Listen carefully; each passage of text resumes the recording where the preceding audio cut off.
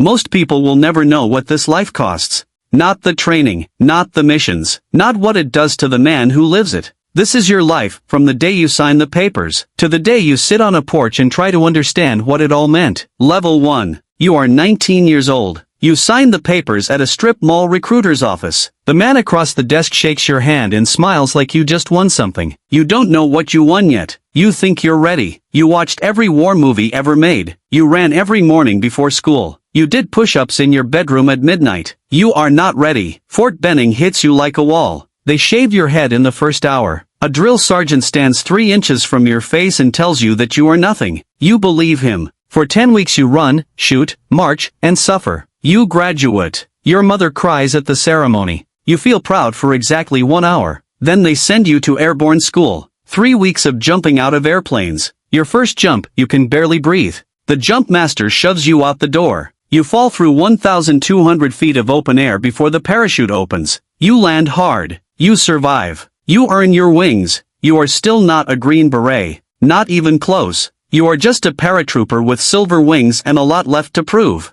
Level 2. You volunteer for Special Forces Selection. They call it SFAS. 400 men show up on day 1. 150 will still be there at the end. You will either be one of them or you won't. Week 1 is physical push-ups, pull-ups, a 12-mile ruck march, with 45 pounds of gear on your back. They don't tell you the standards. They don't tell you if you passed. They just say, show up tomorrow. Week 2 is navigation. You have a map, a compass, and a rucksack that weighs 65 pounds. You have checkpoints to reach before a deadline nobody announces. You walk 20 miles through swamps and hills. No food breaks. No sleep. You fall. You get up. You fall again. You get up again. Every day, men walk up to the cadre and say 2 words, I quit. The cadre nods. A truck appears. The man climbs in. Nobody says anything. You keep walking. At the end of 3 weeks, they read names off a list. Your name is on it. You've been selected. The hard part hasn't started yet.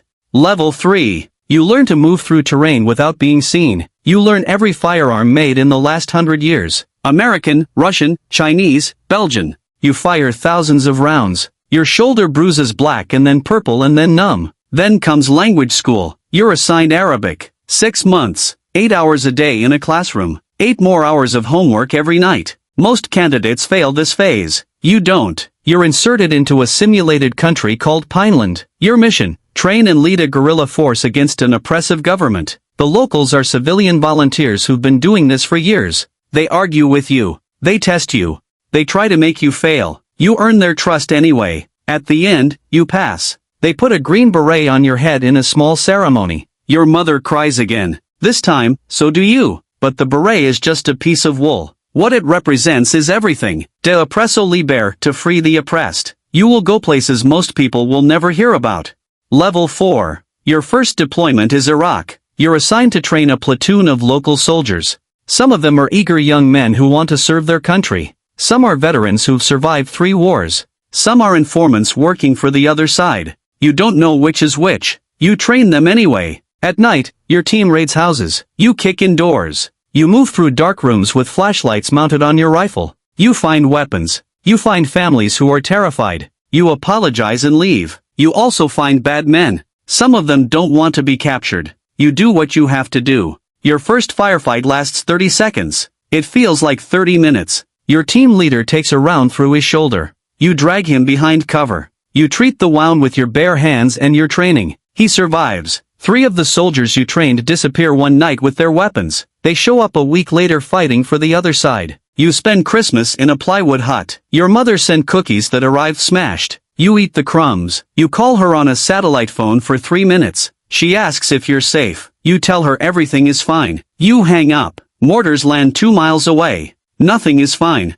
Level 5. You are 32 years old. 13 years in. Your knees hurt every morning. You've buried 2 teammates. You're the team sergeant now. Your weapons sergeant is going through a divorce. You sit with him at the team room and listen until 2 a.m. Your medic's father just died. You help him arrange the leave. Your youngest guy just had his first child. You deploy to Afghanistan. You live in a small compound at the end of a dirt road. Just you, your 11 teammates, and whatever you can carry on your back. You drink tea with village elders every afternoon. The man on your left lost 2 sons to the Taliban. The man on your right lost his brother to an American airstrike. Both men are asking for your help. Either one might betray you tomorrow. You build the relationship anyway. One night your youngest operator steps on a pressure plate. The explosion throws him 15 feet. You apply the tourniquets he packed for someone else. You hold his hand on the helicopter. He keeps asking about his wife. He keeps asking if his legs are still there. You keep telling him the doctors will fix everything. He loses both legs. He survives. 6 months later he calls you from rehab and thanks you for saving his life. You don't know what to say to that. Level 6. A man in civilian clothes with a beard and no insignia taps you on the shoulder. He asks if you'd like to try out for a unit he can't name. Delta Force. The best of the best. Selection is a month in the mountains of West Virginia. 200 candidates start. A dozen finish. You are one of them. The operator training course is 6 months of the most advanced combat training on Earth. You shoot thousands of rounds every single day. You clear rooms until you can do it in your sleep. You train and shoot houses built inside airplanes, buses, embassy replicas. You shoot while hanging from a rope.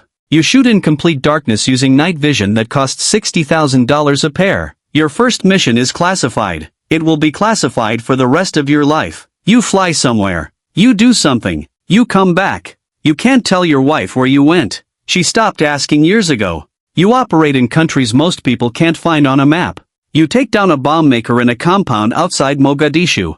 The operation lasts 6 minutes from breach to exfil. 3 weeks later, 40 planned attacks never happen. You never find out about most of them. You stop reading the news.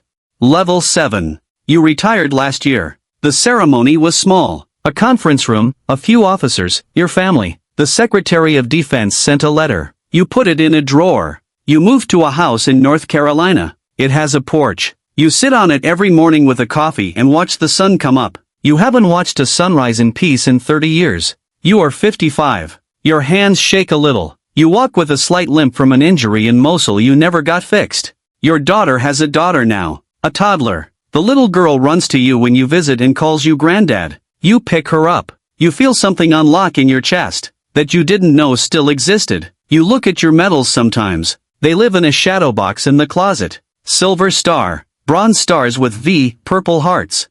Civilians see medals and think of glory. You see them and remember specific days, specific men, specific mistakes, specific miracles. Each one is a weight you carry alone. Somewhere right now, a 19-year-old is signing papers at a strip mall. The recruiter is smiling. He will become a man his mother won't fully recognize. And if he makes it to the other side, he will sit on a porch somewhere, watch the sun come up, and try to understand what it all meant. The cycle continues.